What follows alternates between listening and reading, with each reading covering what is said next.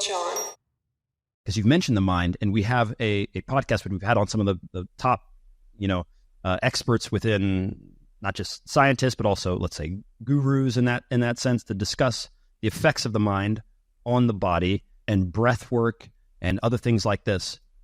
Where do you stand on that? Do you ever touch on things like breath work and meditation and all of those things? Do you ever incorporate that? Is it something you find to be absolutely crucial, or? So I kicked off the beginning of the year, and I did a whole segment. Just as the first time I'd really went full on a mental health training side of it.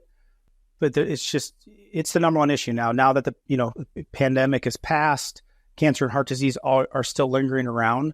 But the number one concern, based on surveys, by far, is mental health problems, right? And I think this has a lot to do with it.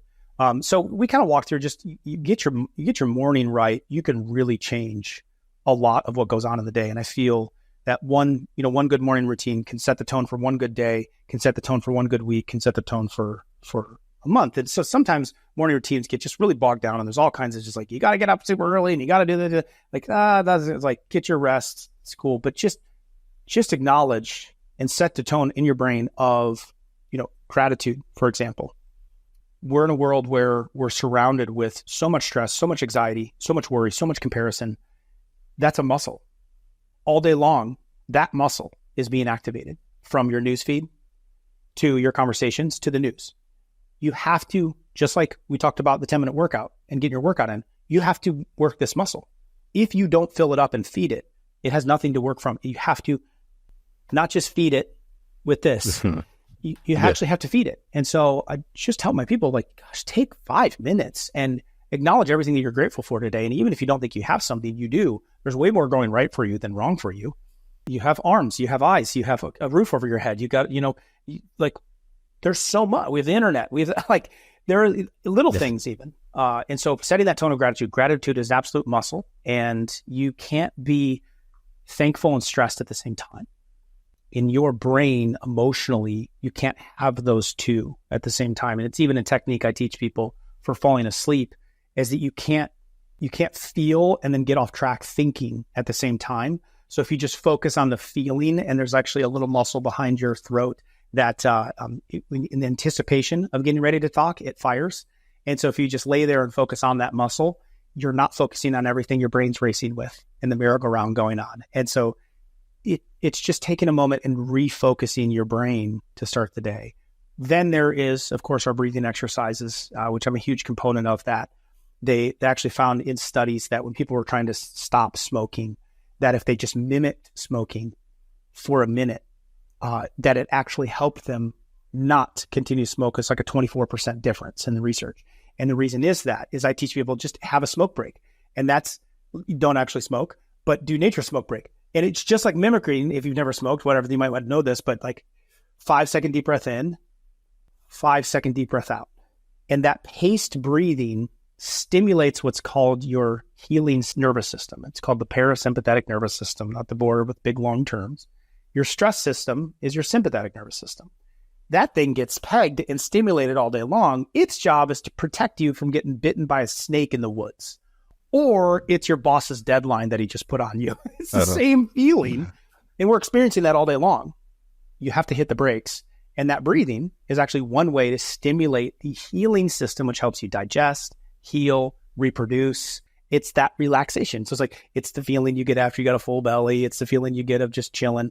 And so that breathing stimulates that parasympathetic nervous system. That one doesn't. That's the brakes of the car, not the accelerator. So there's a lot of different, from a mentality standpoint. But I think my two best that I've taught over the last 10 years of speaking all over my local area, and then now all over the world.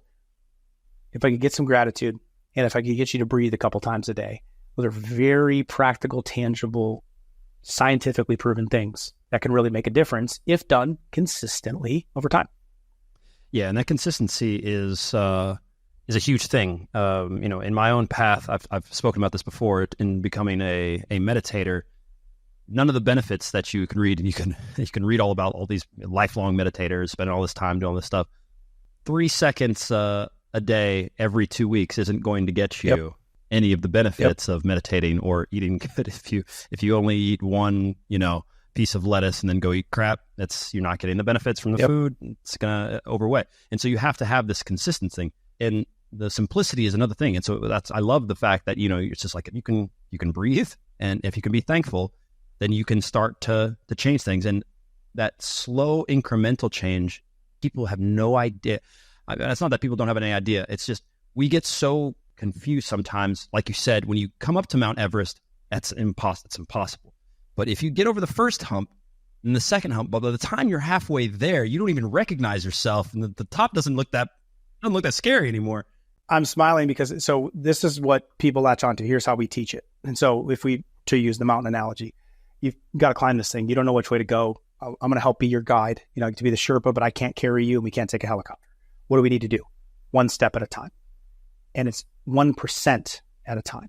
And if you were to get 1% better each day for the rest of this year, you would be 37 times better in your health.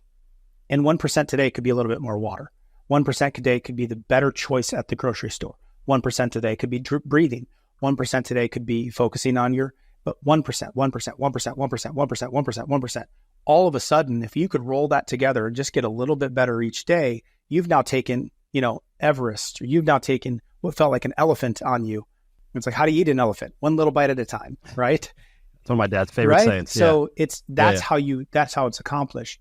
So we use the vehicle of a challenge monthly, where we're putting people in it, putting accountability around them, because they don't have it. It's surprising to me how many people, like, their husbands are actually rooting against them because they're making a change. Or like, there's a little meme going around right now, a quote of like, you can eat junk and be so off track and out of shape, no one says anything to you. All of a sudden you start your path on eating better and moving, and everyone wants to question you. And one's like, why is that abnormal? There's so much resistance. They need accountability, right? They need support. Just a doctor there of like, that's why, I was telling you earlier, right before this, I just got off with thousands of people asking me questions on a live show. I just show up for them every week to be consistent. It was we were at almost 300 live shows. They just need support. Like, just give me a little direction here of where I'm supposed to go. And then each month, just pick one thing in your health life. And I like to add one thing in your personal life too, just to focus on. And I'm not going to bed until that happens. So maybe it's working out. Just spend this next 30 days and just get consistent with working out 6 days a week, 3 days a week, whatever it is. Just plan the date night once a week, save $100 a week, whatever just pick one health goal. I think you always need a health goal, because if you lose that, everything else falls. Sure. One personal goal. And if you start to chunk it down like that, if you were to establish a habit, one habit per month for a year, you would have 12 rock solid, foundational lifestyle habits. So then you're not built on sand. You're built on something very strong. You're built on rock. So even if life does throw you a curveball, those things are a bit more automatic now, all because you just chose to get 1% better each day and pick one main thing to focus on each month. So that's kind of the approach. Right. And it almost becomes more about this conversation than it does with, think how much stuff I could teach you, like just about like this diet plan and this nutrient. And it's almost more about, but are you going to do it? And I think most people don't need something new. They need a consistent you.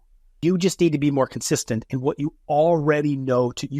Snicker bar is bad and apple is good. Why do you keep picking the Snickers bar? Let's answer that question before you go try carnivore, or before you cut spinach, or some of the questions I get, I'm like, does this matter at all? It's the rock analogy, right? Like, put the big rocks in, then the medium rocks, then the sand. Like, so many people focus on the sand. And I'm like, let's just talk about what time you went to bed. Let's just talk about how much water you consumed yesterday. And I think there is where big nutrient, big diet industry is failing a lot of people right along with it.